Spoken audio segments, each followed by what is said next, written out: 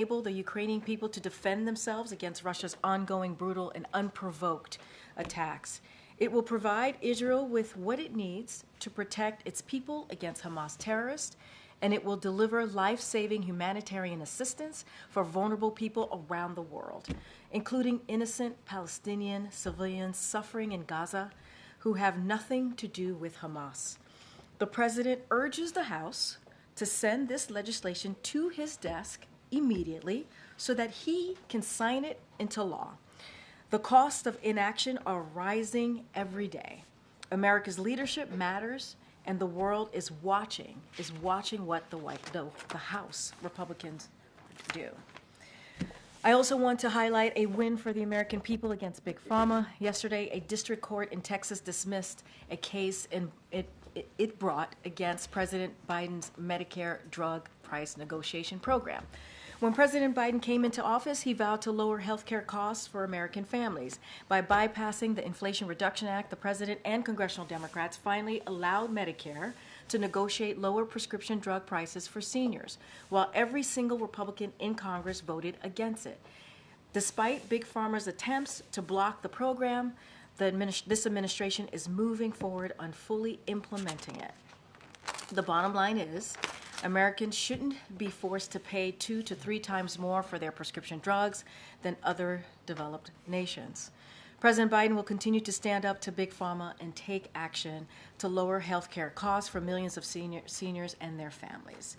Today, our thoughts are with the families of the 3 students who were tragically killed 1 year ago at Michigan State University, the 5 students who were injured as a result of this horrific gun violence, and the countless others traumatized by that day. Tomorrow also marks another painful tragedy as we remember the 14 students and 3 educators who lost their lives 6 years ago at Marjory Stoneman Douglas High School in Parkland, Florida. From Michigan to Florida, American children and educators are being gunned down in classrooms, on college campuses, and in their own homes and communities, as guns remain the #1 killer of kids in America. The president has met with countless survivors of gun violence who have turned their pain into purpose by advocating for common sense gun safety measures that protect communities and save lives. In Michigan, young leaders demanded action from their legislators, ultimately leading to the most significant package of gun safety reforms to ever pass in the state.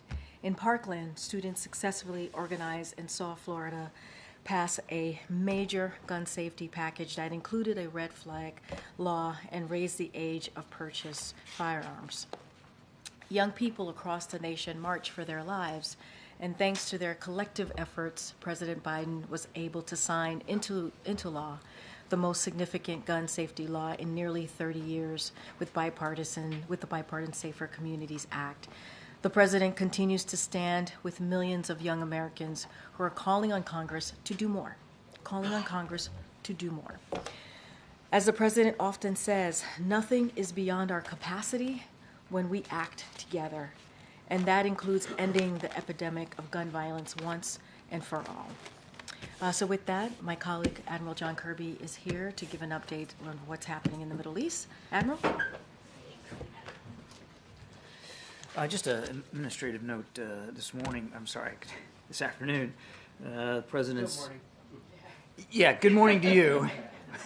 But this afternoon, the President's Interagency Task Force to monitor and combat trafficking in persons will meet at the White House for the 3rd time now since the administration took office to reaffirm our commitment to combat human trafficking. This task force is a cabinet-level activity created by the Trafficking Victims Protection Act of 2000 that coordinates the federal government's anti-trafficking efforts, and that includes implementing our National Action Plan to combat human trafficking, which we released back in December of 2021. Secretary of State Blinken, Homeland Security Advisor Liz Sherwood-Randall, Domestic Policy Advisor Neera Tanden will all chair this meeting and host it. They'll give remarks, and they'll have an opportunity to hear from leaders across the interagency and cabinet-level agencies about their accomplishments in trying to help us combat human trafficking, as well as the challenges that they're facing and the things that we got to do better to address this problem. So that's it. Thanks, Ed. Yes, ma'am. Can I get an take the administration's perspective on how the talks in Cairo are going today? Or is the White House seeing any substantive progress in those discussions? I believe one Egyptian official said we could see a potential final draft of what a hostage deal could look like after today. So what's the perspective? What's your perspective? Yeah, we're glad that these discussions are ongoing, and as I've said before, they've been constructive and they've been moving in the right direction. But I don't have a specific update for you today, and I wouldn't want to get ahead of discussions as they're occurring as you and I speak right now. So very much reflective of the effort that the President has put into this. The whole national security team is devoted to this. We want to get those hostages home as soon as possible, and that work is going on. And a quick follow-up. I know you were asked yesterday, but since Secretary Austin remains, his health issues are ongoing, has the President spoken with the Secretary in the last couple of days? He has not spoken to him that I'm aware of. I'm not aware of a call yet. He respects that the Secretary's still hospitalized, still being seen to by doctors for this bladder condition, and I think he wants to respect that process. Thanks very much. John, do you have any indication that the Israelis are holding off on a Rafah offensive because of the strong words that President Biden has had about this issue? I don't know that we have any indication that of their timing one way or the other, Jeff, and that would be something for them to speak to. But as you heard the President say, we don't believe that it's advisable to move forward with a major operation in Rafah unless or until there has been proper accounting for all the civilians that are there. And the King yesterday had some pretty strong words about the deaths of Palestinians. What was President Biden's sense of that meeting, and does that impact his own advocacy with the Prime Minister of Israel as well? The President, too, had some pretty strong words about civilian deaths and how there's been too many. Certainly the conduct of the operations was of discussion yesterday. I won't go into more detail than that, but you can expect, of course, they talked about the conduct of the operations. And as for what effect that conversation yesterday will have, or the President's own thinking on the conduct of the operations, which, again, he's been very candid about on Prime Minister Netanyahu's decision-making, I couldn't say. I would just leave you with this. We have consistently conveyed our concerns to our Israeli counterparts, including the Prime Minister, about moving forward in Rafah in a major way without due consideration of civilians. And we have consistently conveyed privately and publicly, but privately too, our concerns about the need to continue to look for ways to reduce civilian casualties. As the President said yesterday, there's been too many. Thanks. John, the President said that there should be a credible and executable plan in place to safeguard civilians in Rafah before Israel were to launch any kind of ground invasion. In the White House view, what would a credible plan look like? How would you ever realistically move 1.4 million people out of the way? I think first of all, they'd be the ones that have to come up with this plan. I think what we want to see in any kind of a plan to make it credible would be to account for, as I think MJ was asking me yesterday, to account for the now more than a million people, some estimates up to 1.5 million, that are seeking refuge in Rafah. It's a small geographical space, the Gaza Strip, period. It's really small down there around Rafah, and you got 1 million to 1.5 million people that are seeking safety. And so any credible plan that could be executable would have to take into account their physical movement, safe movement, as well as proper subsistence for them. Food, water, medicine, access to health care, and be able to stay together as family units. So all of that would have to be factored in. Does the White House believe there is any possible plan out there that would be executable given the infrastructure situation within Gaza right now? Again, we haven't seen what the Israelis are thinking or what exactly they're putting pen to paper on. Prime Minister Netanyahu said that he had tasked his army, the IDF, to do exactly that. So we'll see what they come up with.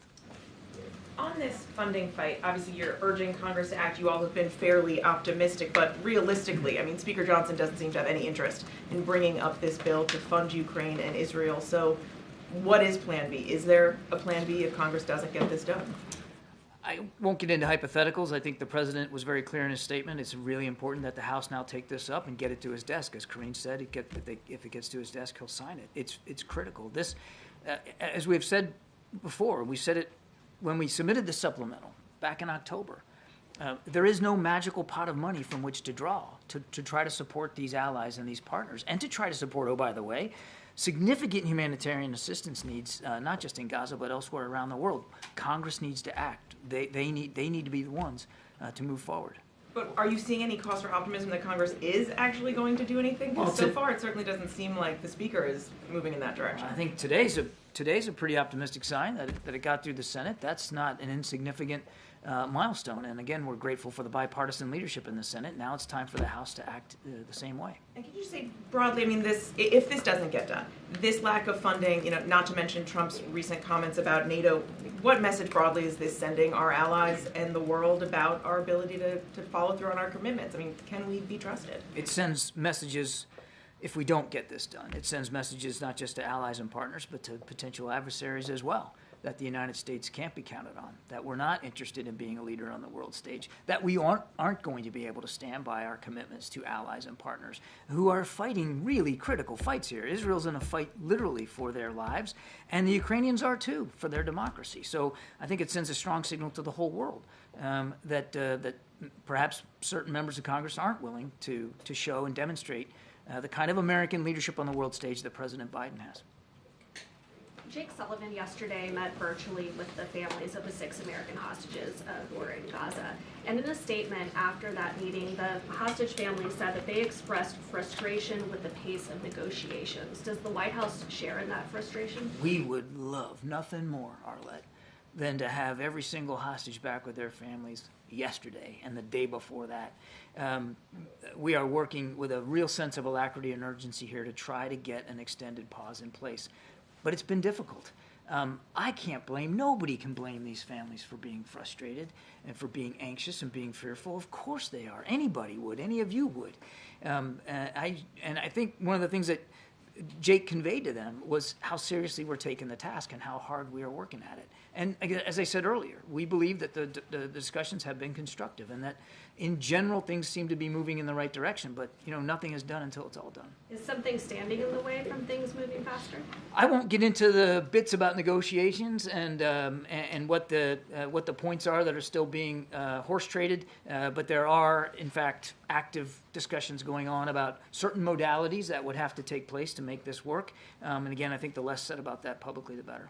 And then if I could just on Ukraine really quickly, does the president plan on making any personal appeal to the House Speaker, a phone call, or having him at the White House? I'm not aware of any personal appeal, although in terms of like today, although as you know, the Speaker was here at the White House and had a chance to hear directly from not only President Biden, but his national security team about the importance of supporting Ukraine and Israel going forward, how important the supplemental funding was. So the Speaker certainly has heard directly from the President.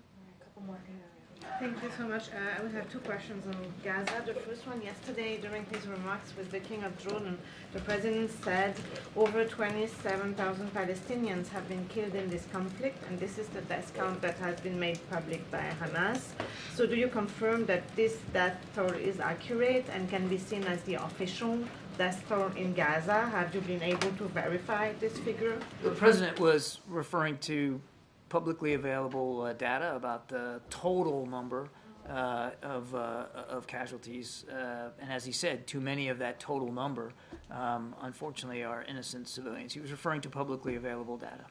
And my next question is, when the administration asked Israel to come up with a credible plan to protect civilians before it launches a major offensive in Rafah, does that mean that until now you think that Israel has been operating with a credible plan to protect civilians in northern Gaza, for example? Again, we're not, it's hard to, I don't want to get into armchair quarterbacking past operations here. That said, as you saw when they operated in North Gaza and then as they started to operate more in Khan Yunis, they did take steps to allow safe passage for civilians. They dropped leaflets telling them where to go and how to get there. They relied less on air power. So there were efforts. That does not mean, and it's not excuse excuse any single civilian casualty. They're all tragedies. We don't want to see any. But the Israelis have shown an effort in the past to try to account for the movement and the safety of civilians. And again, as they ponder and consider major operations in Rafah, now with everybody moving down there because of what happened in North Gaza, because of what happened in Khan Yunis, they have a special added burden to make sure that they can provide for their safety and security and sustenance. Thank you. I have a question about Venezuela, but first about the Vice President traveling to the Munich Security Conference this week. How important do you think the situation in the Middle East is going to be during the conference, and what kind of support the U.S. would like to get from allies for Ukraine? There's no doubt that what's going on in the Middle East, I'm sure, will be a topic of discussion at the Munich Security Conference. There's no way it wouldn't, and I know the Vice President will have an opportunity to lay out again the administration's approach to the region writ large, as well as our work, continued work with our counterparts in the Middle East specifically. And about Venezuela, sorry, do you have a reaction to the detention by the Venezuelan government of the human rights activist Rocío San Miguel? We are aware of reports that Rocío San Miguel, and I think a couple of members of her family now, have been taken into custody. We're deeply concerned about that. This is a time when, as I have said before, Mr. Maduro needs to meet the commitments that he made back in the fall about how they're going to treat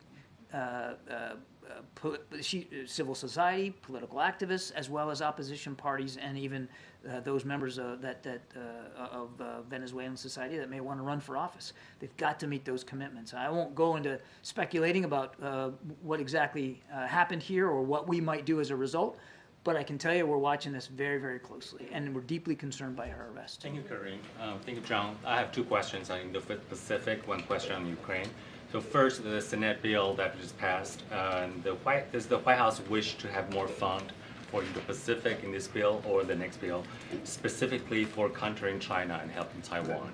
The President, as I think he made clear in his statement, is satisfied with the bipartisan work that went into the Senate bill and the dollar amounts that are in each of the buckets there. Ukraine, Israel, Indo-Pacific, humanitarian assistance.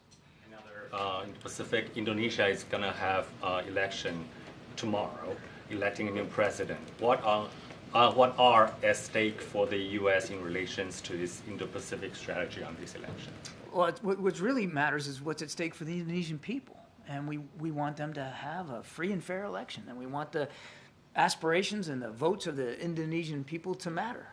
It's a vibrant democracy. And so we look forward to seeing them be able to go to the polls and make their choices and make their voices known. We, as you know, we deepened our strategic partnership with Indonesia now. We're looking forward to continuing to find ways to improve that bilateral relationship.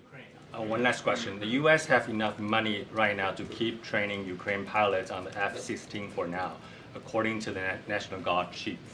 So when will this training wrap up, and what's the status of sending those planes to Ukraine? You'd have to talk to the Department of Defense on that. I don't have that information. Thank you, Karine and John. I have two questions, and Russia and North Korea. The Russian foreign ministry stated that North Korean Kim Jong-un's military threats were not rhetoric and are a direct risk signal of conflict on the Korean Peninsula and should be taken seriously. How can you explain the intent of that statement? I'm sorry, I did not get what you meant. The foreign minister said what? Russian? This is Lavrov said? Yeah, foreign ministry said that North Korean Kim Jong-un military threats were not rhetoric, and that is that risk of signal of that conflict on the Korean Peninsula. Well, look, we take the continued efforts by Kim Jong-un to advance and develop sophisticated weapon systems and capabilities very, very seriously. We have to. And we also take our alliance with the Republic of Korea very, very seriously, which is why, as I've said many times, the President has added resources, added capabilities, really invested more in deepening our bilateral relationship with South Korea and our trilateral relationship with South Korea and Japan. Russia also has lifted some of North Korean frozen funds and also allowed the North Korea's financial bank account to be opened in Russia. So this point, can this be seen as a compensation for the trade, arms trade between Russia and North Korea? I can't confirm those reports that they've actually made those financial transactions, and certainly wouldn't be able to speculate about what motivated them. But obviously, we're deeply concerned about the continuing burgeoning defense relationship between North Korea and Russia. Thank you, Karine. Admiral, you've been asking Israel to avoid killing Palestinian civilians from this podium many times. So I'm going to share the statistics with you. On day one, there's 198 people were killed. On day 128, 117. So on average, it's 100. So either Israel not listening to you, or they believe there are no consequences. So which one is it, or is it both? You have to look. I'm not going to speak for Israeli military operations, Nadia. You know that. No. To speak for the Israeli military, I'm asking for you because you defending the point of view always that no civilian should be killed. So the number has never been reduced. It stayed steady all the time. So I'm asking you, as the president, whether is the White House is message to Netanyahu, who defies every Democratic president, whether it's Clinton, Obama, or Biden, and you know that this is a fact. Do you think that they're not listening to you, or they believe they can get away with it? So what pressure are you putting on them? That's my question to you. As the president said yesterday, too many of the many thousands of people killed in the Gaza conflict have been innocent civilians. Too many. And we have been very, very clear about our concerns with our Israeli counterparts about that. I can't verify the specific numbers that you're giving me, but I'm not here to refute them. Too many is too many. And that's why we're going to keep working with our Israeli counterparts to do everything we can to get them to reduce the number of civilian casualties. And they have been receptive. I understand that there are still civilian casualties, and that's unacceptable. But they have been receptive to our messaging. They have been receptive to our ideas and our perspectives in the past, and we're going to keep doing everything we can to get those numbers down. John, yesterday you said that we need to accept the possibility that some of the hostages being held by Hamas may no longer be alive. Does the U.S. believe that all of the remaining American hostages are still alive? We don't have any information to the contrary. And one more, if I may. Of course, any operation in Rafah would be Israel's decision, and they're the ones who need to come up with who need to present a credible plan. But has the U.S., has the president, have any senior U.S. officials offered their thoughts or consultations on what can be done to help Palestinian civilians in Rafah? We have consistently shared our concerns, our opinions, our perspectives, our lessons learned about urban warfare since the beginning of this conflict. But specifically about, what to do in this case with where Palestinian civilians might be able to go in Rafah. We're not involved in drafting their plan for them, but we have absolutely committed to them our concerns about what that plan ought to be able to account for. Yes. John, when it comes to this credible plan to protect civilians, what happens if Israel does not provide this plan and moves into Rafah anyway? I'm not going to get into a hypothetical, Gabe. We've been clear about what our concerns are and what we want to see. Prime Minister Netanyahu said publicly that he's tasked the IDF to come up with such a plan. Let's see what they come up with. But does the U.S. have enough leverage now if Israel were to ignore it? I'm not going to, again, speculate about a situation that hasn't occurred yet. We've been very clear about our concerns, and we're going to wait and see what the IDF comes up with. And finally, by when would the U.S. like to see this plan? It's really going to be determined by whatever timetable the IDF is on. I want to make it clear here. This is a sovereign nation. They plan their military operations, and they conduct their military operations, and they make the choices. It's not like we give them a homework assignment, and they have to then turn in their plan to us for grading. We have said that from our perspective, as a friend of Israel and as a supporter of their efforts to defend themselves, we would expect that any plan for going into Rafah would properly account for the now more than 1 million civilians that are seeking refuge down there.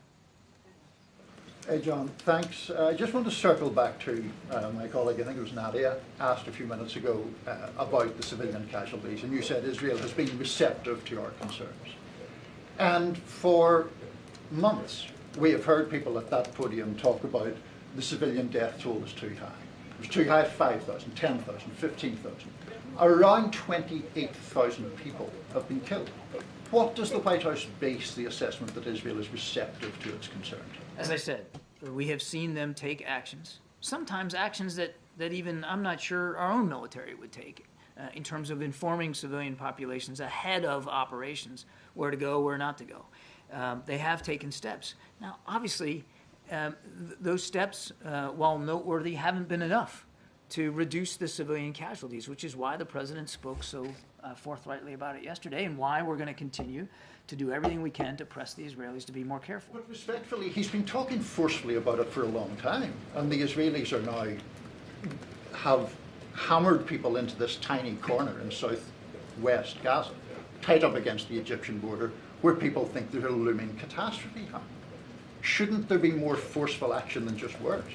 We are working very, very closely with our Israeli counterparts. We've made clear our concerns that we would not support a Rafah operation that did not properly account for the more than 1 million refugees that are down in Rafah. We've been very, very clear and consistent about that. Merci, Karine.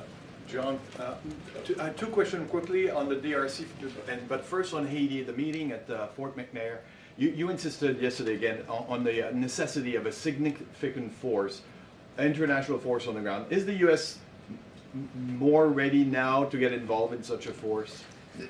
What we're really focused on is working with Kenya, who has agreed to explore leadership of that force on the ground. So, and that's part of the discussions that are going on at Fort McNair again today. I would not expect a U.S. force presence on the ground. And on the DRC, John, we're seeing in Kinshasa demonstrations, anti-Western demonstrations, like we saw in Niger, in Burkina Faso, in Mali. How worried is the U.S. that the situation can...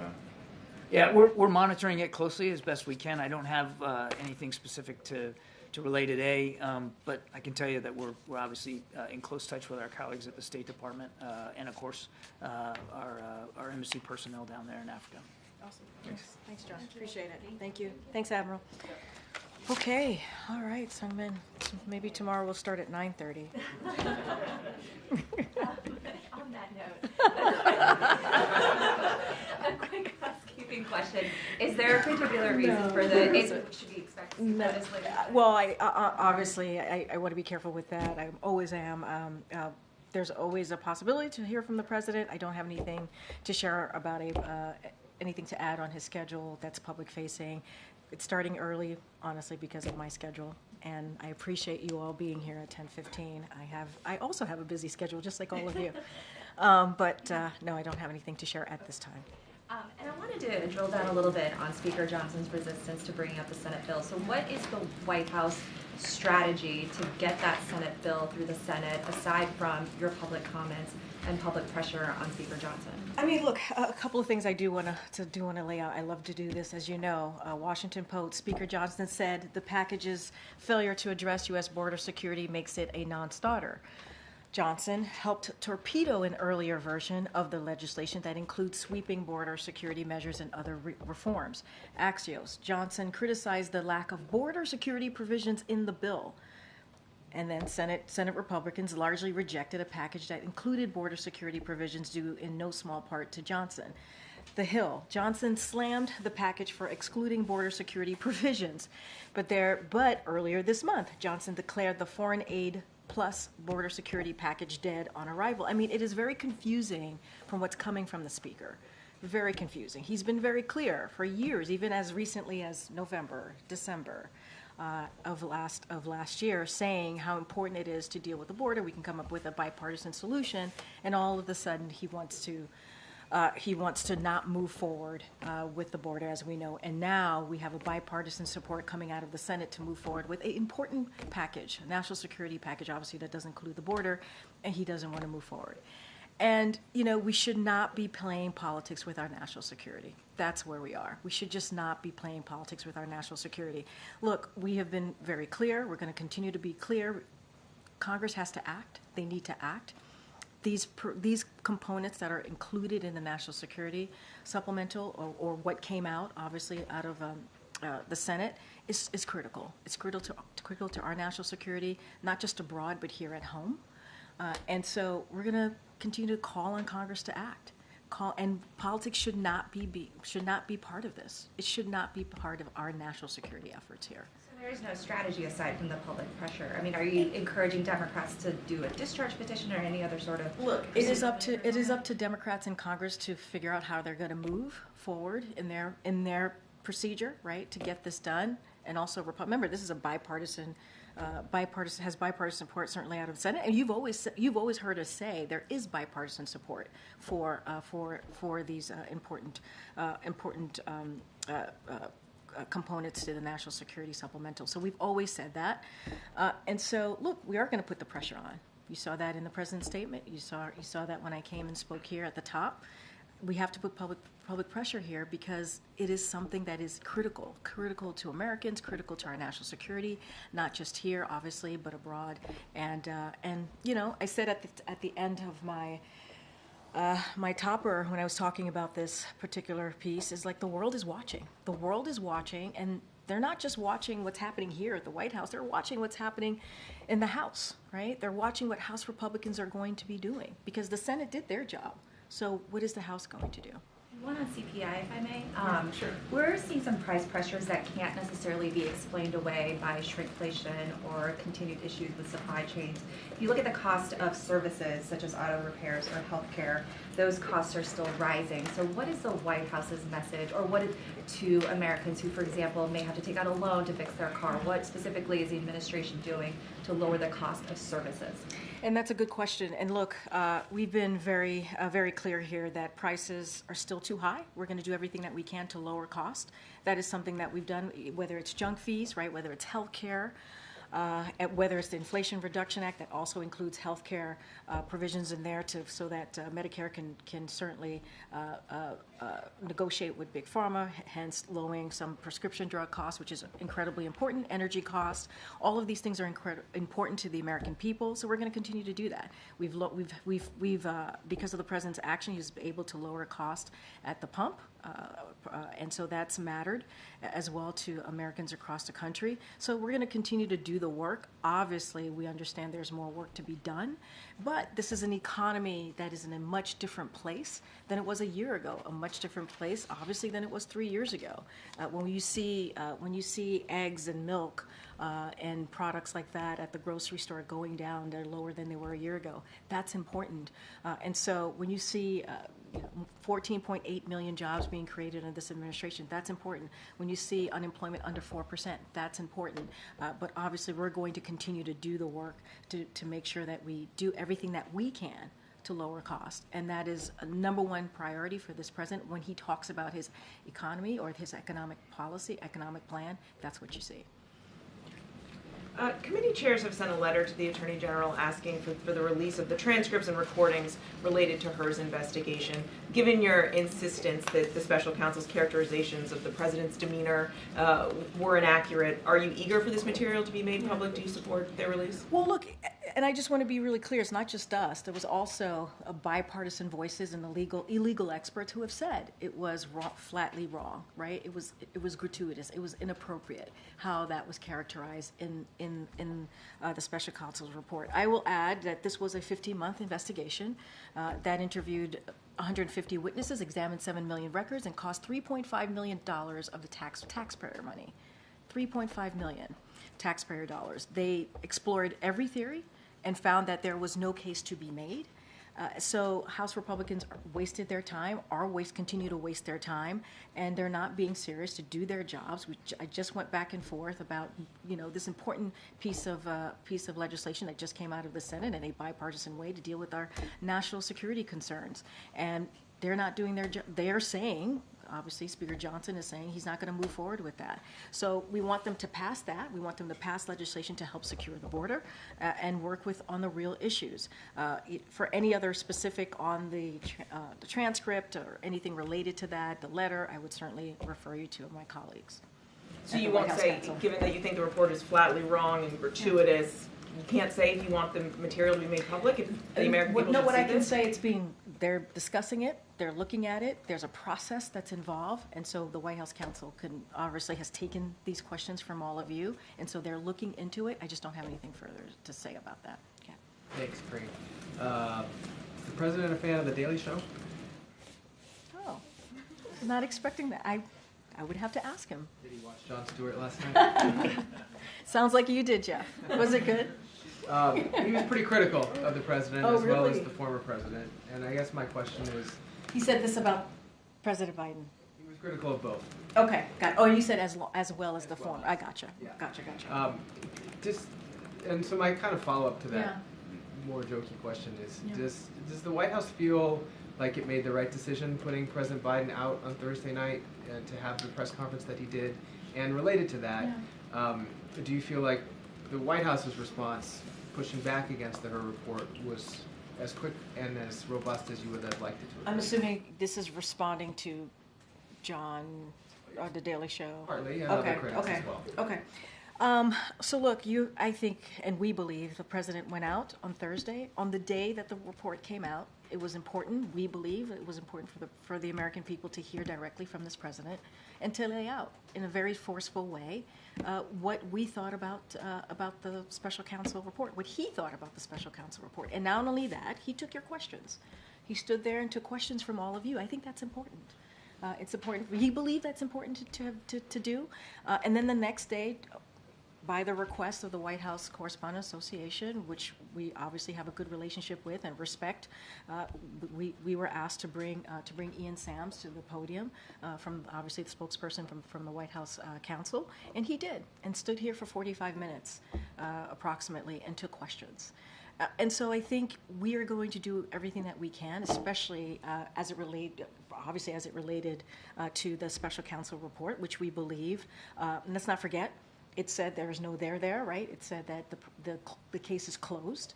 So that's what they said. There's nothing to prosecute, so we want to be really clear there. But the president's going to stand and defend himself. The characterization, the way that report was characterized, was not just me saying this. Legal experts on both sides said it was flatly wrong, and it was gratuitous, and it was inappropriate. And so the president's going to defend himself and to the American people and make that very, very clear. And so he believes he did the right thing. And, we're going to continue to speak on this very, very loud and clear. But anything specific related to next steps and what happens after last week, certainly the White House counsel's office can answer that more specifically. Go ahead, Jojo. Yeah, thanks. I wanted to circle back to a question that Admiral Kirby was asked about President Biden yesterday, now saying 27,000 Palestinians have died in the war in Gaza. That appeared to be numbers from the Gaza Health Ministry. Last fall, President Biden said he had, quote, no confidence in those figures because of the health ministry's ties to Hamas. Does President Biden and the White House now have confidence in the figures coming from the Gaza Health Ministry? So the Admiral kind of went into this a couple of times with some of your colleagues about there's data out there that speaks to the lives lost, innocent lives lost, obviously, in Gaza, the Palestinian lives. And so we have said over and over, one is too many, and we mourn those lives. And we're going to continue to be really clear about that. And not only that, you hear us talk about the humanitarian pause. We want to make sure that happens. We want to make sure that moves forward. That's why you see Secretary Blinken was in the region recently. You hear that from the president. He just spoke to the Prime Minister, Netanyahu, just a day or so. And those conversations are about, and also obviously meeting with King Abdullah. All these conversations are about what can we do to make sure we do everything that we can, obviously, to get that humanitarian aid into Gaza and also get those hostages home. That's what we want to see. And that's why it's so important that that national security supplemental got out of the Senate in a bipartisan way. And we need to get that moving as well, because that has important humanitarian assistance as well that the people in Gaza are going to need. And so, and also people in Israel are going to need as well, the really important humanitarian aid. So, I don't have anything to add to what the Admiral shared with all of you, but we certainly mourn the lives lost in Gaza. And obviously we want to make sure that that doesn't happen, that doesn't continue to happen. But it seems like there's been an evolution in terms of how the White House, how the administration is viewing the numbers being reported out of Gaza from the health ministry. I mean, is that fair to say? Here's the thing. We know thousands of lives have been lost. We know that. And, we're going to speak to that when asked. We're going to say that is not okay, right? We're going to say that is not okay. Obviously, we're also going to continue to say Israel has a right to defend itself. We're going to also have those conversations with the Israeli government on how to make sure that they make sure that they follow the international humanitarian law, and that they protect civilian lives, innocent civilian lives. So those conversations are going to continue to happen, but we know thousands of lives have been lost. The House is expected to have round 2 of their attempt to impeach Alejandro Mayorkas, the Homeland Security Secretary, today. Has the president been in touch with Democratic leadership about their efforts to block it? We know that every vote counts, so it's even checking in to make sure that all Democrats are actually going to be So I can tell you, obviously, the Office of Legislative Affairs here, who deals directly with Congress, they're in regular touch with congressional members. I don't have any specific conversation that the president has had on this particular issue. Look, and I've been saying this for the past couple of minutes. It's like the House Republicans need to do serious work that actually matter, work that's actually the American people care about. This is not it. The impeachment of Mayorkas. Let's not forget, Mayorkas played a big role in trying to get, when the border security conversation was happening, and there was a deal that came out of the Senate, a bipartisan negotiation deal. Secretary Mayorkas was very much involved in that, and we wanted to see meaningful change, and Republicans got in the way. They got in the way and didn't want to see that happen. Now they want to continue on the shameful process of impeaching him. It's baseless. It is baseless. And so, look, they should drop this. There's a bipartisan agreement that came out for the national security supplemental. They should focus on that instead of doing another political stunt. So we're going to be forceful about that. Look, they need to do their jobs. They need to do their jobs instead of playing political games. On another topic really quickly, the Washington Post is reporting that the CDC is expected to shift its COVID isolation guidance, saying that you don't have to isolate once you're fever-free for 24 hours and symptoms are mild and improving. Does the White House feel this is long overdue? So, look, I saw that reporting. I want to be really careful because CDC is going through their process. They're going to decide the guidelines, so I don't want to get ahead of that. So let's let CDC go through their process. I just don't want to get ahead of them. Thanks. I just wanted to return to what Joey was asking about with the numbers, because the president is not generically saying or broadly estimating thousands of lives have been lost. He's saying a very specific number of 27,000. So if he's not relying on the Gaza Health Ministry numbers that he's previously disparaged, what is he relying on something else to arrive at that figure? So the Admiral spoke to this, and he said there's data out there, so we can get back to you on that. He said it, so we'd have to connect with him on that piece. But that's how he responded to one of your colleagues. And so I think the point that we're trying to make is indeed thousands of lives have been taken, innocent lives, innocent Palestinian lives. And that's a tragedy. But 27,000 is a lot more than thousands. No, but I hear you. No, I hear you. And I'm not going to refute what the president said, obviously. And that's too many, right? We say one is too many. The number should be 0. And so what the president wanted to do yesterday is make sure that, he was very clear that lives have been lost. Innocent lives have been lost. And we mourn those lives. And we want to make sure that, that doesn't continue. And so our policy is still the same, but we want to make sure that innocent lives are protected. And that was the point that the president was trying to make. I'll just leave it there. I know that Admiral Kirby spoke to data that's out there, so obviously I would refer you to him. You guys aren't citing other data necessarily. I was assuming that you're just sort of saying public data so that you don't have to admit that he's using these numbers. I hear you, Matt. I'm going to have to refer you to what the Admiral said just moments ago. And then I just wanted to ask for a point of clarification. Earlier you were asked about the transcripts being released as some House Republicans have called for it. And you said that House Republicans are wasting their time, they're not being serious. Were you referring to something else, or are you referring to them calling for the transcripts to be released as not being serious and wasting time? What I'm saying is that there are a bunch of things that matter to the American people that they have just not focused on, right? That's what I'm talking about. As it relates to the transcripts, that's something that obviously the White House counsel is looking at. They said they're looking at it, so I would refer you to them. Okay, Justin. Thanks. Sungmin asked you about the possibility of a discharge petition, and I wanted to follow on that and ask if the President has had any conversations with progressive Democrats in the House specifically, because if you were to pursue a discharge petition, it would likely hinge on folks who have expressed real reservations for providing additional military aid to Israel, but who are probably broadly supportive. I just don't have conversations to read out to you on that particular issue or topic. And then on inflation, I know you were asked about it earlier, but there are elements of the report, food, shelter, services, that all kind of accelerated, certainly above estimates. And I'm wondering, you said the economy was in a much different place. Is there any worry that inflation might actually be picking back up and that we could see sort of a So boomerang? we have concerns, basically. Look, and you've heard Jared say this from this podium, and many others who are part of our economic team, is that we certainly look at trends.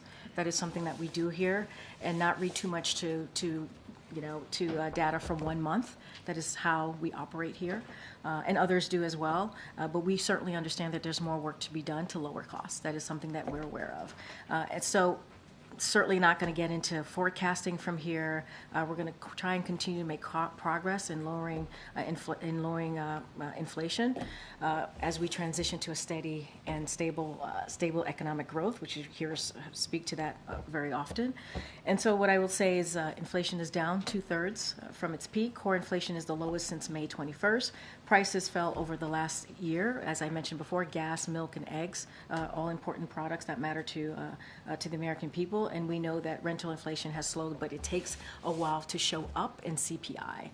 And so, look, that's what we say. We look at the trend, we see how the economy is moving, and we don't focus on a 1 month data. And so I think that's what's important here. But we're also going to continue to do the work to lower costs. Go ahead. Yeah, I've seen reports that a task force has been created to prevent the accidental retention of presidential records. What is their deadline? What is their mission? Does the president think this is going to work, or is there an expectation that people are still going to walk home with records? So look, I'm going to refer you to the specifics of that task force, obviously to the White House counsel's office, but the president believed it was important enough, right, to move forward with the task force. He takes this very seriously. This process of documents takes it very, very seriously, and wants to make sure that we, the next stages, the next steps of this continues to move in a transparent way. So as far as any specifics to it, I would refer you to the White House counsel's office. You don't have a deadline? I don't have a timeline. Yeah, I don't have a timeline for you.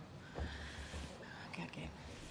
Karine, earlier you mentioned that the president of the White House thought it was a good idea for him to come out last Thursday. Just want to clear it up. Was it the president's idea to come out? It was the president's idea. Yes, he wanted to. It was his idea. And how forceful was he when he came out and he said he wanted to do it that time? I mean, you saw the president out do this, make a statement, take questions from all of you because he wanted to do it. Did anyone advise him against it? I'm not going to get into private conversations that the president has. The president is the president of the United States. If he says he wants to speak directly to the American people, he's going to do that. And following up on something that Mary asked and some others have asked as well, independent of whether House Republicans are asking for those transcripts, why won't the White House commit to releasing even a redacted version of the transcripts if asked classified information? And I'm not saying that we're not committing. I'm saying that they're looking at it. I'm saying that they, meaning the White House counsel's office, is looking at it. I just don't have anything to share with you at this time. It is not a no and it is not a yes. It is, we are looking at this. There's processes, there's protocols, and they're looking through that. And finally, it's our reporting that the notebooks that were part of this investigation are currently in the custody of the FBI. Does the White House or does the president want those notebooks back? I don't have anything for you on that. I don't. Oh, go ahead, Gary. The White House this afternoon is convening the descendants and families of civil rights icons and black historical figures like Booker T. Washington, Frederick Douglass, MLK, Malcolm X, etc. This is also perfectly timed for Black History Month. What does the White House hope to achieve with this convening? This is the first time of such a thing happening And what will be discussed? Will they be discussing the rollbacks on affirmative action and attacks on DEI, perhaps? So obviously we're honored to have the over 30 descendants convene later today at the White House, as you just stated, to celebrate Black History Month. And as we work to advance the values their ancestors spent their whole lives trying to achieve. So the legacy of these icons and their families can't be understated. The Biden-Harris administration looks forward to continuing to work with these generation of leaders to improve outcomes for Black Americans, and we're proud of what we've been able to achieve. If you think about the record low Black unemployment, which is really important. If you think about Black-owned small businesses, that has really boomed under this administration, making sure that we increase home ownership and also lower health care costs. And so those are the things that obviously we're going to continue to work on. We're proud that we've been able to do. We are honored to have over 30 descendants here at the White House, especially in this important month of Black History Month, where we acknowledge the sacrifices that they've all made. Don't have anything specific or any details to share, but this is an important moment, and we are looking forward to having them here. One more question. Yeah. The D.C. City Council had a preliminary vote the other week on a Secure D.C. bill that expands the detention for youth and adults who commit violent crimes, establishes drug-free zones, etc. Given the president's signing of an overturning of a D.C. criminal code last year, does the White House have a position on this new D.C. bill that seeks to address public safety here in the nation's capital? So as police chiefs will tell you across the country, we've seen actually a significant drop in crime last year in 2023. And so obviously the president's efforts to fund the police and measures to prevent crime are working. According to this 2023 FBI data, there has been significant, obviously, drop in crime, including one of the largest yearly declines in homicides ever. And so, look, if you even compare it to what we saw in the Trump's administration in their final year, we saw that in the U.S. and this country, that the largest increase in murders ever recorded. So the president took action. We're seeing a decrease in last year, and so look, we want to do more. Obviously, President respects the D.C.'s right to pass measures that strengthen both public safety and public trust, but not certainly going to comment directly on the proposal that's still being debated. So we're going to let D.C. go through their process, and we're going to do everything that we can to continue to lower crime here in the U.S. Okay, all right, I have one more. Go ahead, Tia, I haven't called on you. Thank you. Hi. Is President Biden aware of the outcome of Pakistan's election recently, and is there any stance from the White House on that upset outcome where a majority of the seats in that parliament are independent? So obviously, yes, the president is very much aware.